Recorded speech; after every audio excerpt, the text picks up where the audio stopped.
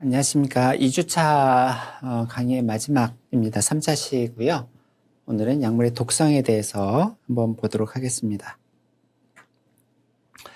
사실 모든 약물은 이물질이에요. 이물질이고 흔히 이제 동물이라고도 얘기를 합니다. 독성물질. 우리가 흔히 잘 아는 약물들이 있죠. 안전하다고 생각되는 약물들도 전부 다 독성이나 부작용을 갖고 있어요. 요즘에 이제 코로나 백신 때문에 전 국민이 아마 복용했을 것 같은데 타이레놀 같은 약물도 타이레놀은 사실 편의점에도 팔고 있을 만큼 굉장히 일반적으로 우리가 많이 안전하게 사용하는 약인데요. 타이레놀은 대표적으로 간독성이 아주 심한 약물 중에 하나입니다. 특히 우리가 통상적으로 먹는 타이레놀의 어떤 용량, 그 정도는 거의 독성이 없는데 모든 약물은 그 용량하고의 문제거든요. 그 투여 용량이 증가하게 되면은 독성이 상당히 크게 나옵니다. 타이레놀 같은 경우도 과량을 복용하거나 보통 1회 타이레놀 복용량이 한 500mg 정도 돼요. 근데 그거를 한 10g 정도, 그러니까 한 20알 정도죠. 그 정도 복용을 하면 간독성이 굉장히 강하게 나오는 약물입니다. 그러니까 우리가 평상시에 먹는 양도 사실 우리 그 장기가 충분히 감내할 만한 크게 증상을 나타내지 않고 또 설사 어느 정도의 그 독성이 있다 하더라도 투여가 이제 끝나면 작용이 끝나면은 회복이 되는 그 정도인 거죠. 어쨌든 모든 약물은 나름대로의 부작용, 독성을 갖고 있습니다. 지난 시간에는 그 약물의 표적, 약물 수용체, 그 다음에 약물 효능에 있어서의 개인 차이에 대해서 좀 설명을 드렸습니다. 약물의 독성에 대해서 좀 볼게요. 투여 용량을 증량함에 따라서 그 효능을 Y축으로 놓고 보면은요. 그러니까 100명에다가 약물을 투여하면서 효능이 나타나는 비율을 한번 체크를 해봤어요. 어떤 사람은 아주 낮은 용량에서도 효능이 나타나고요. 이제 어떤 질병이든 다 그렇습니다. 아주 낮은 용량에서도 효능이 나타나는 사람이 있고 어떤 사람은 굉장히 높은 용량에서 효능이 나타나는 사람도 있어요. 그래서 우리가 흔히 이제 그 약에 대해서 쓸 때 50%를 기준으로 많이 씁니다. 용량을 증량함에 있어서 50%의 사람에서 효과를 나타내는 용량, 그게 이제 Effective Dose 50, ED50라고 얘기를 해요. 그런데 용량이 점점점 증가를 하다 보면 어느새 일부 사람들한테서 독성이 나오기 시작합니다. 그래서 50%의 사람한테서 독성이 나오는 투여 용량, 그게 TD50예요. Toxic Dose 50죠. 50%에서 독성을 나타내는 용량. 그래서 요거랑 요거 사이의 비율, 그거를 테라피우틱 인덱스라고 해서 흔히 치료 계수라고 표현을 합니다. 그럼 치료 계수는 어떤 의미가 있느냐? 치료 계수는 요 ED50분의 LD50 또는 ED50분의 TD50입니다. 결국 요거분의 이것의 비율이에요. 비율. 그러면은 이게 만약에 크다면 이 테라피우틱 인덱스 값이 크다라는 것은 분모보다 분자가 훨씬 큰 거죠. 그 얘기는 요거보다 이게 훨씬 큰 거니까 그만큼 투여할 때 효과를 나타내는 용량 대비 독성을 나타내는 용량의 그 갭이 상당히 큰 겁니다. 그래서 그런 경우는 안전하게 우리가 사용할 수 있는 약물들이고요. 치료 기수가 작은 약물들도 있어요. 그것들은 효능을 나타내는 것에다가 조금만 더 용량을 증가시키면 독성이 나타나는 그런 약물들이죠. 흔히 우리가 이 치료 개수가 큰 약물들은 일반 의약품으로 많이 쓰고요. 치료 개수가 적은 약물들은 전문 의약품으로 많이 씁니다. 물론 그 첫 번째 주에 제가 말씀드렸지만 일반 의약품이라는 것은 안전하기도 하지만 오용이나 남용의 우려가 없어야 돼요. 그래서 안전한 약물이지만은 이게 어떤 약인지 잘 몰라서 오용의 우려가 있거나 또는 남용의 우려가 있으면 일반의약품으로 지정될 수는 없죠. 그렇지만 일반적으로 우리가 일반의약품으로 사용하는 약물들은 이 치료 개수가 큰 약물들이 해당이 됩니다. TD는 톡식 도스인데요. LD는 요거는 리살 도스예요. 치사량이죠. 그래서 이 치사량은 50% 투여한 개체 중에 50%가 사망하는 용량을 말합니다. 사람한테서는 LD50를 구할 수가 없어요. 왜냐면 사람 100명 모아놓고 그 사람한테 투여해서 50%가 죽는 용량을 구한다는 것은 있을 수 없는 일이죠. 그 얘기는. 근데 LD50는 동물 실험을 통해서 구하게 됩니다. 주로 이제 자주 하는 것은 아니지만 정말 독성학적으로 중요하다 싶으면 할 수도 있는 거죠. 그거는 이제 동물 윤리하고도 관련이 있지만 어쨌든 이 약물을 사용할 때 안전한 용량을 어디까지가 안전한 용량인지를 확인하기 위해서는 때로는 필요한 실험이기도 합니다. 그래서 동물 실험을 통해서 LD50를 확인을 하고요. 그 다음에 그거를 동물하고 사람하고의 그 약물의, 그 특정 약물의 상관성. 그러니까 예를 들어서 동물하고 사람한테 체중이 다르지만 단위 그 킬로그램당 같은 양을 투여했을 때 혈중 농도가 얼마나 올라가는지 똑같이 각각 얼마나 올라가는지 이런 거를 비교를 해서 LD50를 사람한테서는 추정을 할 수는 있어요. 동물에서 이 정도 나왔으니까 사람에서도 아마 추정컨대 이 정도면은 50%가 사망할 거다 이렇게 추정할 수는 있는 거죠. 자, 이 흔히 약물의 독성하고 안전성 관련해서 말할 때 노아엘이라는 걸 많이 써요. 이거는 No Observed Adverse Effect Level이라고 해서 부작용이 관찰되지 않는 용량을 말하는 겁니다. 화학물질을 섭취할 때 반응이 관찰되지 않는 역치값이에요. 부작용이 관찰되지 않는 역치값. 이거는 나중에 ADI, Acceptable Daily Intake, 이거를 선정하는데 이용이 됩니다. 그래서 요거는 어떻게 구하냐면 ADI는 이 노아엘 값을 SF로 나눠줘요. SF라는 것은 안전계수라는 것인데 통상적으로 100이라든지 또는 데이터가 불충분할 경우에는 안전을 고려해서 1000까지 사용을 합니다. 그러니까 이거는 노아엘이 얼마냐에 따라서 하루 허용 섭취량을 그게 대충 한 100분의 1이나 1000분의 1 정도로 만들어 놓는 것이죠. 왜냐하면 주로 이제 이런 경우는 ADI, 이를 허용 섭취량을 측정하는 것은 뭐 건강기능식품이라든지 또는 뭐 식품과 관련된 우리가 매일매일 먹는 그런 것들이기 때문에 그런 경우에는 매일매일 먹어도 안전한 양을 설정을 해야 됩니다. 그래서 100을 하는 이유는 사람과 동물의 차이를 대충 한 10 정도로 보고요.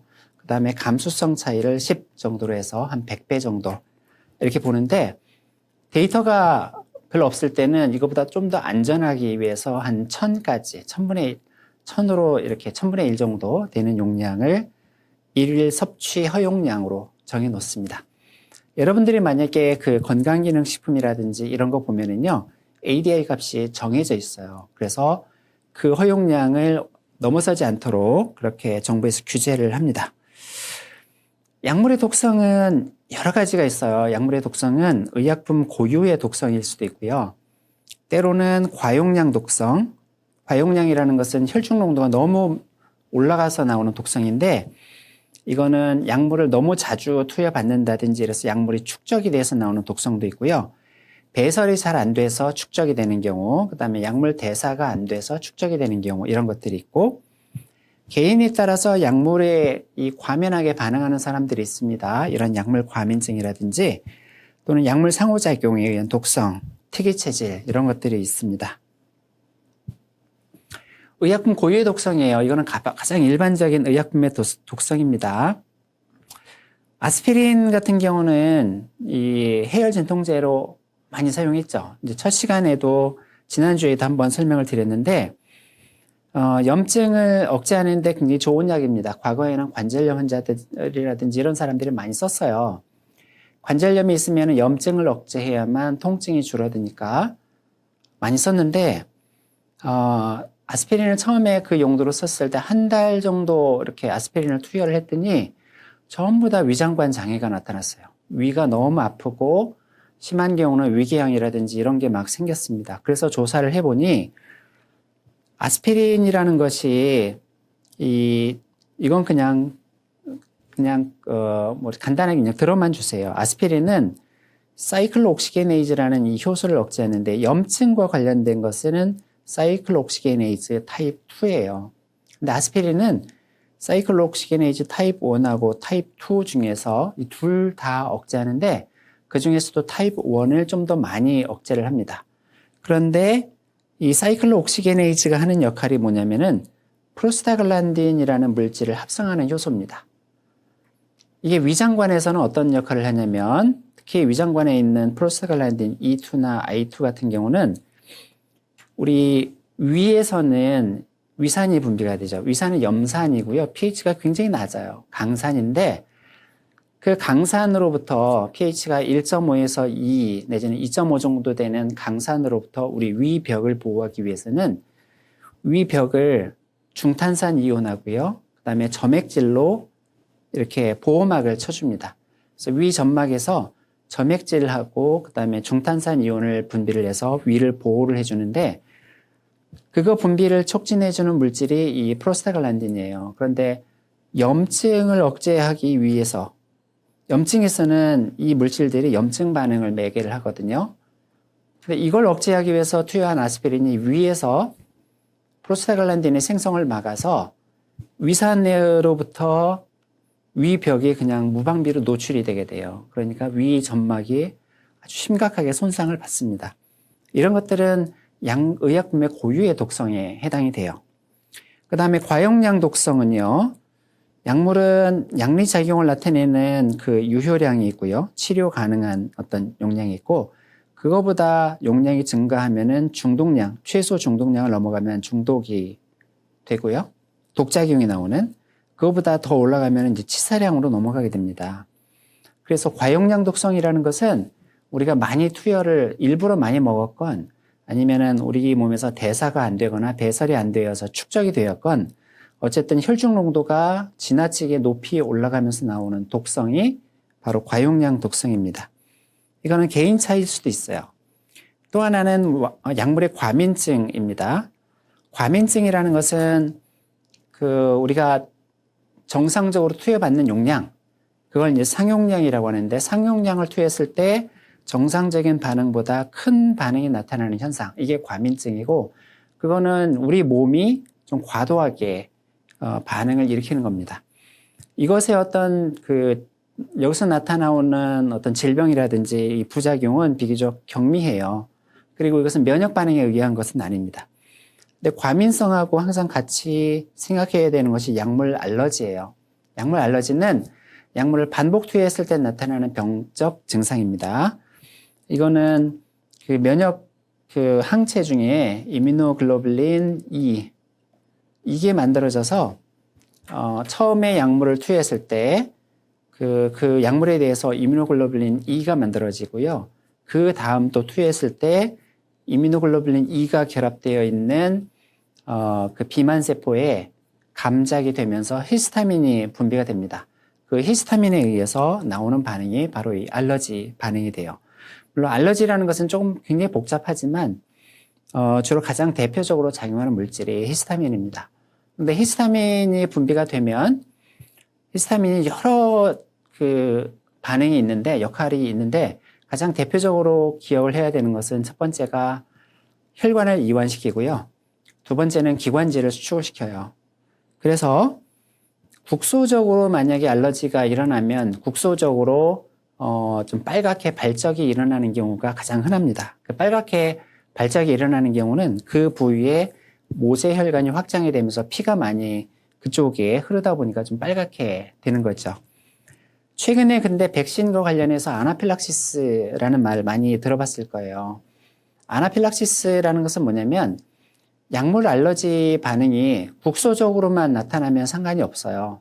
국소적으로 모세혈관이 이완되면서 약간 발작이 일어난다든지 두드러기가 나온다든지 그 정도로 끝납니다.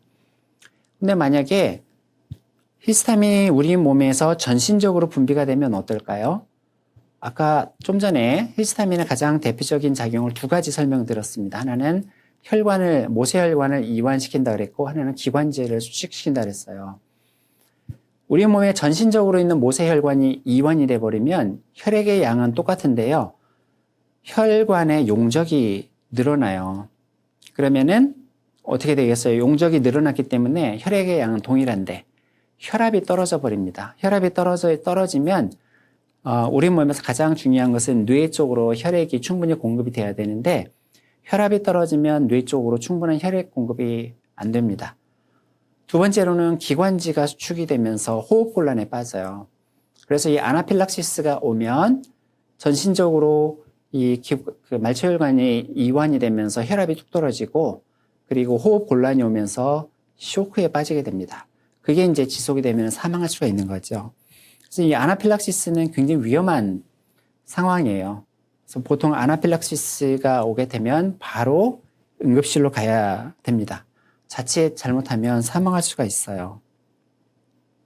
그 다음에 약물 상호작용에 의한 독성입니다. 약물 상호작용에 의한 독성이라는 것은 뭐냐면 두 가지 이상의 약물을 같이 투여를 해서 거기서 나오는 독성이에요. 독성 중에서 이게 이제 가장 흔한 것이 뭐냐면 대사에 의한 독성이 상당히 많습니다. 이건 뭐냐면 하나의 약물이 만약에 A라는 약물이 있고 B라는 약물이 있는데 이 두 가지를 같이 투여를 했어요. 근데 A라는 약물은 엔자임 특정 효소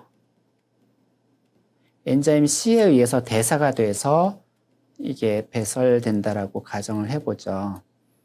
이 대사가 돼서 배설이 되는데 B라는 약물이 같이 투여한 B라는 약물이 이 엔자임 C를 억제를 해버리면 어떻게 돼요? A라는 약물이 대사가 안 되니까 A라는 약물의 혈중 농도가 급속히 올라가게 됩니다. 그래서 A라는 약물의 혈중 농도가 올라가다 보니까 그것에 의해서 이제 독성이 나타나게 되는 거죠. 이런 경우는 굉장히 많아요. 반대의 경우도 볼 수가 있습니다. 거꾸로 B라는 약물이 유전자를 자극을 해서 이 엔자임 C를 많이 만들어내는 경우도 있어요. 그러면 같이 투여한 A라는 약물이 더 빠른 속도로 대사가 되다 보니까 A라는 약물의 혈중 농도가 급격히 감소를 해버립니다. 그러면은 A라는 약물의 효능이 안 나타나겠죠. 그래서 그 경우는 이제 독성이 나타나는 게 아니라 아예 효능이 소실되는 그런 경우도 볼 수가 있습니다. 이런 경우가 약물 상호작용에 의한 독성이라고 보면 돼요. 특이 체질도 있죠. 유전적 개인 차이에 의해서 비정상적인 약물 반응이 나타나는 경우도 있어요. 특이 체질이라는 것은 예를 들어서 특정 대사 효소의 발현이 다른 경우도 있고요. 그 다음에 그 약물의 효능 발현, 독성과 관련된 단백질이 비정상적으로 발현되는 경우도 있습니다. 그러면 우리가 사용하는 의약품 중에서 독성이 가장 많이 나오는 것은 뭘까? 항생제가 제일 많아요. 항생제에 의한 부작용 건수가 제일 많고 그 다음에도 거의 대부분의 약물들이 독성을 많이 나타낸다고 보시면 되겠습니다. 독성이 나타나면 어디가 가장 많이 나오느냐? 피부가 제일 많이 나와요. 피부의 발적이라든지 이게 가장 흔하게 나옵니다. 그 다음에 일반적인 전신 증상이라든지 신경계 증상, 위장관계 증상 이런 것들이 많이 나오게 되죠. 항암제는 조금 다릅니다. 항암제는 우리가 사용하는 약물 중에서 독성이 상당히 강한 약이죠. 왜냐하면 다른 약물들은 증상을 개선하는 것이 목적인데 항암제라는 것은 암세포를 죽이는 것이 목적이고요. 암세포를 죽이지 못하면 사람이 죽습니다. 그리고 암세포라는 것은 정상세포와 차이가 그렇게 크지가 않아요. 그래서 어떤 암세포들은 정상세포랑 상당히 다른 경우도 있습니다. 그 경우는 그 암세포를 죽이는 게 상대적으로 쉬워요. 왜냐하면 정상세포에는 없는 그 단백질을 표적으로 하는 약물을 만들면 암세포만 표적으로 작용하니까 좀 더 많은 양을 투여할 수 있고 선택적으로 그 암세포만 죽일 수 있어서 조금 더 쉽죠. 근데 일반적으로 그런 경우가 전체 암 중에서 그렇게 많지는 않습니다. 그러다 보니까 상당히 어렵죠. 물론 항암제를 만들어서 투여를 하게 되면 암세포에 조금 더 선택적으로 작용하긴 하지만 일반 세포에도 다 작용을 해요. 그러니까 항암제 같은 경우는 부작용이 굉장히 강하죠. 그래서 보통 임상에서 실제 환자들을 치료하기 위해서 사용하는 항암제의 투여량은 환자에서 최대 내량이라는 것은 maximum tolerated dose라고 해서요. 사람이 정말 도저히 이건 맞을 수 없다라는 그런 부작용, 그 정도 부작용을 나타내는 용량이 바로 이 maximum tolerated dose예요. 정말 도저히 이거는 맞을 수 없어. 이 정도 용량은 그거보다 한 단계 낮은 용량을 MTD라고 얘기를 하는데 그 MTD에서 20%에서 30%를 줄인 양을 투여를 하는 게 일반적이에요. 그렇다 하더라도 독성이 상당하죠. 항암제 같은 경우에. 항암제 투여 후에 나타나는 시간 경과에 따른 독성이에요. 처음에는 바로 구토, 식욕부진, 열이 난다든지 이런 게 나오고요. 그 다음에 이제 백혈구가 감소하고 구내염이라든지 설사. 일반적으로 항암제는 빠르게 분열하는 세포를 죽이는 건데요. 이 구강 점막에 있는 세포, 또 그 소화관 점막에 있는 세포들도 많이 탈락하고 또 많이 생겨요. 그러니까 그 세포들도 영향을 받다 보니까 설사도 많이 나고 또 탈모도 많이 일어납니다. 가장 대표적이죠. 이런 것들이. 또 항암제를 투여할 때 가장 많이 나타나는 것 중에 하나가 골수장애입니다. 골수에서 새로운 그 혈액에서 필요한 세포들을 많이 만들게 되는데 골수에는 그 조혈모 세포도 있고요. 혈액에 있는 세포들을 만드는 줄기세포가 있죠. 그 세포들은 빠르게 분열을 하기 때문에 그 세포들도 같이 영향을 받습니다. 그래서 혈액에 있는 백혈구라든지 혈소판 이런 것들 수치가 뚝 떨어집니다. 그래서 이 골수장애는 많은 항암제에서 흔히 발견이 되고요. 백혈구 수치가 굉장히 많이 떨어지면은 감염이라든지 이런 것에 굉장히 취약해지기 때문에 결국은 생명의 위협을 받을 수 있어서 이 골수장애가 나타나면 더 이상 투여를 못 합니다. 그래서 이제 항암제를 투여할 때 많이 어떻게 하냐면 보통 2주나 3주 정도 투여하고요. 그 다음에 한 1주 정도 쉽니다. 왜냐하면 골수장애가 나타나기 때문에 잠깐 쉬었다가 또 투여하고 이렇게 되는 거죠. 항암제에 의한 골수장애인데요. 혈소판 수치예요. 약물을 투여하면 이렇게 뚝 떨어졌다가 투여를 중지하면은 이렇게 위로 다시 올라오게 되는 것이죠. 그 다음에 항암제에 있어서 또 많이 나타나는 것이 소화기 독성입니다. 식욕부진이라든지 메스꺼움, 구토, 구내염, 설사 이런 것들이 많이 나타나고요. 그 다음에 영양실조라든지 악액질 이런 것들이 나옵니다. 악액질이라는 것은 그 음식물을 먹어도 살이 안 찌는 거예요. 그래서 이렇게 많이 토하고 이러다 보니까 살이 점점점 빠지게 되게 되는 것이죠. 그래서 이 소화기 독성이 상당히 강하고 구내염도 굉장히 많습니다. 구강 점막 세포는 수명이 짧아요. 그래서 계속해서 증식을 해야 되다 보니까 항암제에 의해서 쉽게 영향을 받게 되고요. 또 설사도 암 환자에서 흔히 나타나는 부작용입니다. 암 환자의 약 80% 정도가 항암제를 투여하고 나면 설사가 나타나게 돼요. 자, 요약입니다. 그 약물의 독성에 있어서 오늘은 노아엘에 대해서 기억을 해주셨으면 좋겠고요. 부작용을 나타내지 않는 약물 그 투여 용량이에요. 그래서 이거는 우리가 그 ADI 수치를 일일 섭취 허용량 이것을 정하는데 사용할 수 있다라고 말씀을 드렸고요. 약물은 그 자체로 독성, 부작용을 갖고 있지만은 그 외에도 약물 상호작용이라든지 개인의 특이 체질이라든지 이런 것들에 의해서 독성이 나타나는 경우도 상당히 많습니다. 또 하나는 항암제 같은 경우는 우리 몸에 살아있는 세포를 죽이는 거다 보니까 부작용이 상당하죠.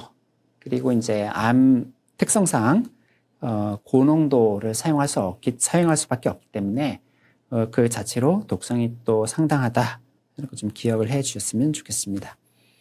퀴즈는 이렇게 두 가지 준비를 해봤습니다. 이거는 강의 내용을 여러분들이 한번 다시 보시면서 참고하셔서 풀면 조금 한 번만 이렇게 생각을 해보시면 이해를 하실 수 있지 않을까라고 생각을 합니다. 이번 그 2주차에는 약물 대사, 그 다음에 약물 효능과 독성에 대해서 설명을 드렸습니다. 이번 주차도 여러분들 열심히 공부를 해 주셔서 감사하게 생각을 하고요. 다시 3주차에 강의를 이어가도록 하겠습니다. 감사합니다.